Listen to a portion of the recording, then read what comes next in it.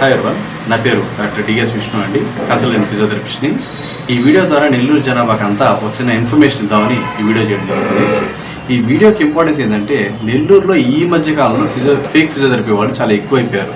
ఈ ఫేక్కి రియల్ ఫిజియోథెరపిస్ట్కి తేడా ఏంటంటే, మేము ఫిజియోథెరపిస్టులు అంటే చదువుకున్నాం, మినిమం డిగ్రీ హోల్డర్స్ మేమంతా.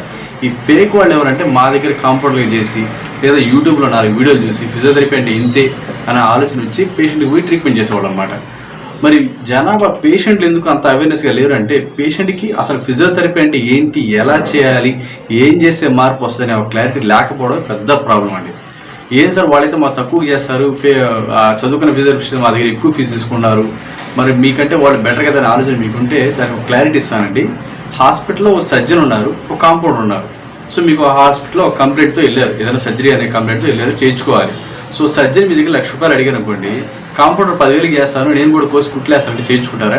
లేదు. ఎవరికుండే నాలెడ్జ్ వాళ్ళది, ఎవరు చేయాల్సిన పని అది. సో ఎవరు ఏ పని చేస్తే కరెక్ట్ అది వాళ్ళు చేస్తేనే బాగుంటుందండి.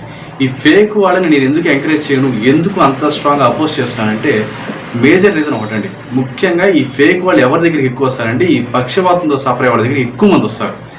ఎందుకు వాళ్ళే చూసుకుంటారంటే, వాళ్ళ దగ్గర లాంగ్ టైం ఉంటుంది, ఎక్కువ రోజులు డబ్బులు వస్తాయి, ఇది వాళ్ళకి ఫస్ట్ క్యాష్ పాయింట్. మరి ఏం సార్ వాళ్ళు చేసేదానికి మీరు చేసేదానికి తేడా ఏంటంటే, పేషెంట్ యొక్క కండిషన్ బట్టి వాళ్ళకి ఏం చేయాలి, ఏం చేయకూడదు, వాళ్ళ మైండ్ సెట్ బట్టి ఏ విధంగా మన ప్రొసీజర్ ఫాలో చేస్తే ఇంప్రూవ్మెంట్ వస్తుందని మాకు క్లారిటీ ఉంటుంది, చదివి చేసిన అనుభవం ఉంటుంది కాబట్టి మాకు తెలిసి ఎలా చేయాలనేది. ఈ ఫేక్ వాళ్ళకి ఏంటంటే, ఈ ఆయిల్ మసాజ్ అనే ఒక ట్రీట్మెంట్ అనేది అలవాటు చేశారండి సొసైటీలో. ప్రతి ఒక్కరికి అది కంప్లైంట్ ఏదైనా కావచ్చు, వాడి కండిషన్ ఏదైనా కావచ్చు, పేషెంట్ సఫర్ అవుతున్న సిచ్యువేషన్ ఏదైనా కావచ్చు, వాళ్ళకి ఇంకేమైనా కాంప్లికేషన్స్ ఉండొచ్చు, ఏదైనా కానీ సరే వాళ్ళకి అనవసరం ఒక ఆయిల్ పూసి ఒళ్ళంతా తోవి మసాజ్ చేస్తే అదే ఫిజియోథెరపీ అని చెప్తున్నారు. సో నేను ఒక చిన్న ఐడియా ఇస్తానండి మీకు, పేషెంట్లకి ఒక చిన్న ఐడియా.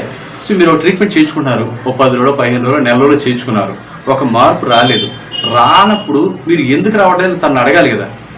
2 రాలేదని మీకు అర్థమైంది, తను అంతే ఇది రాదు లేట్ అవుతుందని చెప్పాడు, మీకు ఒక డౌట్ వచ్చింది, మీ చుట్టుపక్కల ఉండే హాస్పిటల్కి వెళ్ళి అక్కడ ఉండే ఫిజియోథెరపిస్ట్నో లేక డాక్టర్ గారిని అడిగి, సరే అలా చేస్తాననే ట్రీట్మెంట్ ఇది కరెక్టేనా అని మీరు ఎందుకు అడగట్లేదు?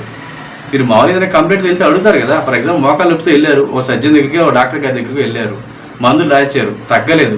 నెక్స్ట్ ఏం చేస్తారు? ఇంకో డాక్టర్ దగ్గర పోయి కలుస్తారా లేదా? లేదా అదే డాక్టర్ దగ్గర పోయి 2-3 సార్లు తిరిగిన తర్వాత అయినా తగ్గలేదు నాకు ఐడియా వస్తే నెక్స్ట్ ఇంకో డాక్టర్ని పోయి కలుద్దాము, తన దగ్గర తగ్గుతుందేమో అని ఒక రెఫరెన్స్ తీసుకుంటారు కదా. మరి ఫిజియోథెరపిస్ట్ దగ్గర ఎందుకు తీసుకోవట్లేదు? ఇలా తీసుకోకపోవడం వల్ల వచ్చే నష్టం ఎవరికంటే మీకే. సో వచ్చి ఫేక్ ఫిజియోథెరపిస్ట్ వచ్చి చేసుకున్నాడు వాడికే నష్టం లేదు, వాడు జరిగినంతకాలం జరుగుతుంది, వచ్చిన తర్వాత డబ్బులు తీసుకుంటాడు, తర్వాత తన పాటు తను వెళ్ళిపోతాడు. సో పేషెంట్ పక్షవాతం వచ్చిన వాళ్ళకి ముఖ్యంగా ఎందుకు చెప్తున్నానంటే, ఫస్ట్ ఇనిషియల్ డేస్ అంటాం, అంటే వచ్చిన పెరాల్స్ వచ్చిన కొత్తల్లో ఎంత మంచి ట్రీట్మెంట్ చేసుకొని ఎంత తొందరగా ఇంప్రూవ్ అయితే ఆ పేషెంట్ అంత తొందరగా లేచి తిరుగుతాడు.